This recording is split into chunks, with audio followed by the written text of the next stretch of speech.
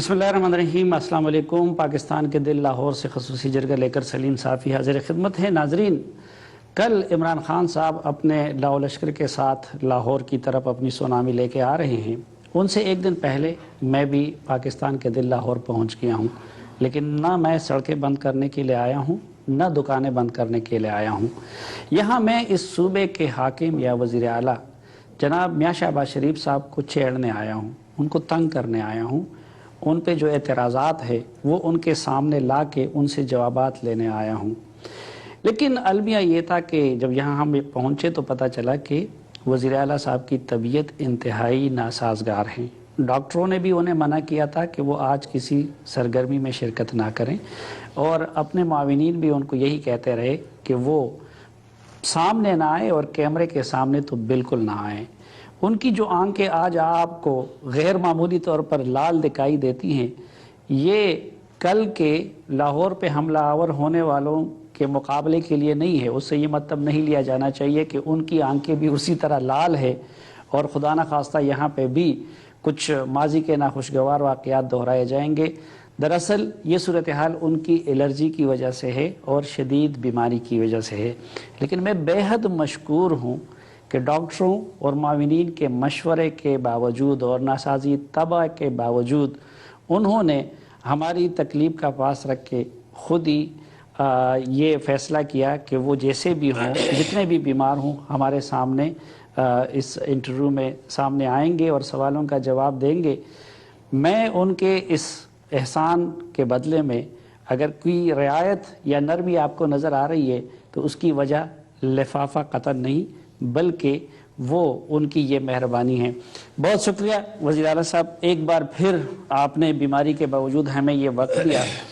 اور شروع میں تو یہ جاننا چاہتا ہوں کہ کل کیا ہو رہا ہے لاہور میں اور کیا تیاریاں ہیں آپ کے، کیا ارادے ہیں؟ شکریہ سلیم صافی صاحب، آپ نے اپنے پروگرام میں یاد فرمایا۔ کل کا جو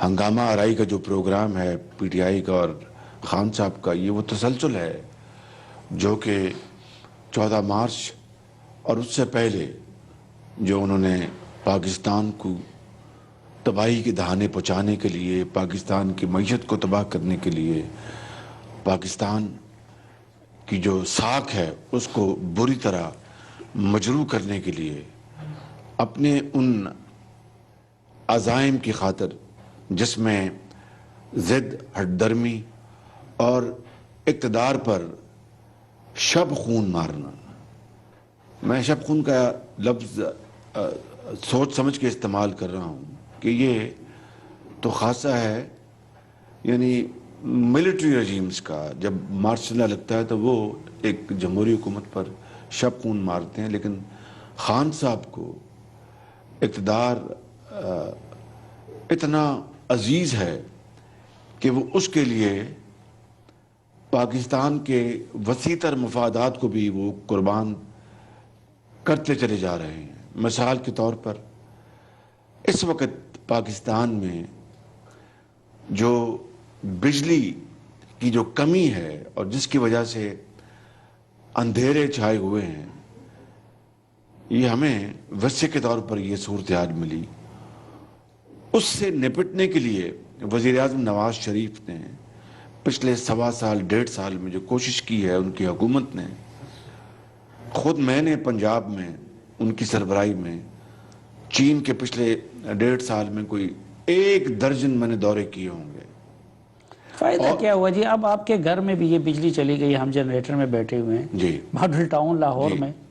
دیکھیے نا کہ اتنا بگڑا ہوا نظام، اس کو ٹھیک کرنے کے لیے تو آپ کو دن رات کام کرنا ہوگا، اور اس کے لیے پوری منصوبہ بندی کی جا چکی ہے، لیکن اس کے اوپر پے در پے وار کیے جائیں جو خان صاحب اور جو قادری صاحب نے کیے۔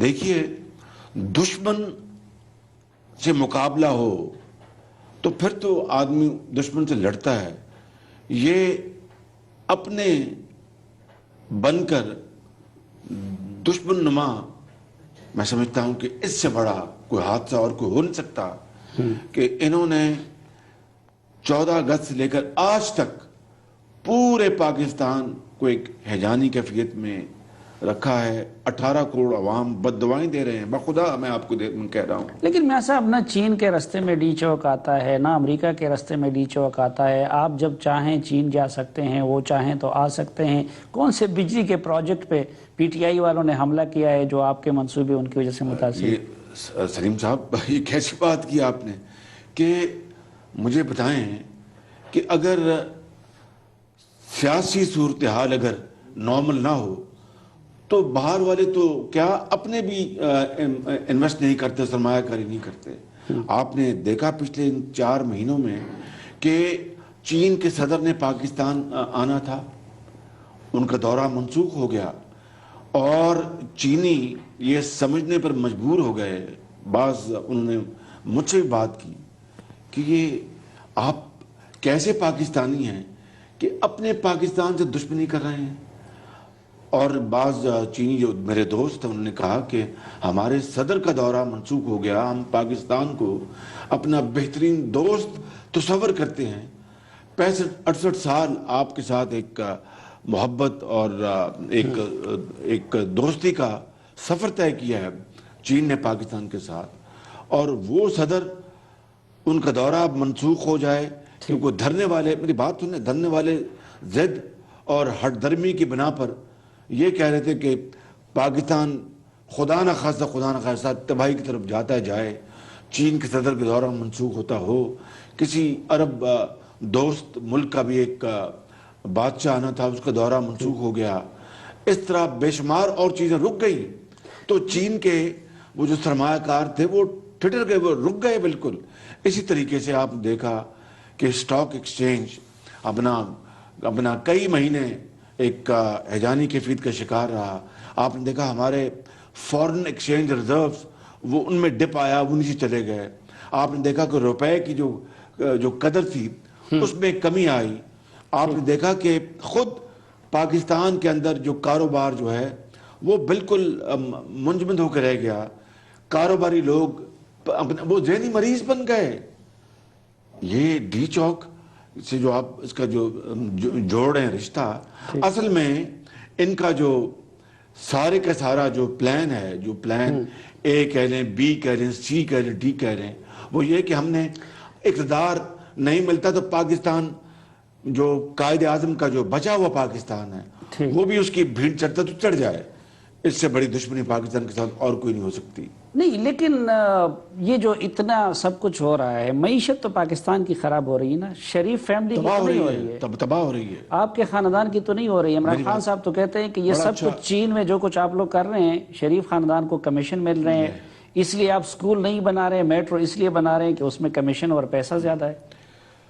ये खान साहब ना सिर्फ वो ज़िद्दी और बिल्कुल एक ज़िद्दी बच्चे की तरह वो बिहेव कर रहे हैं, बल्कि मैं समझता हूँ कि वो मुझे माफ़ कीजिए वो अकल से भी आ रही है। पहली बात तो ये है कि शरीफ ख़ानदान के हवाले से वो बात करते हैं तो वो या तो उनको तारीख़ का पता नहीं या फिर वो भूल जाते हैं कि ज़ुल्फ़िकार अली भुट्टो साहब के दौर में इत्तेफाक फाउंड्रीज कौमिया ली गई थी बग़ैर किसी कॉम्पनसेशन के, ये पहली बात है। फिर उसी दौर में भुट्टो दौर में मेरे बुजुर्गों ने 6 फैक्ट्रियां नई लगाई थी। खान साहब, यानी आम आदमी उस वक़्त ये सोचता था कि मियां मोहम्मद शरीफ या तो वाकई बहुत इमोशनली पाकिस्तान के साथ उनका रिश्ता है इस मट्टी के साथ, या फिर खुदा न खास्ता उनका जहन हिल गया है कि हर चीज़ भुट्टो साहब के हाथों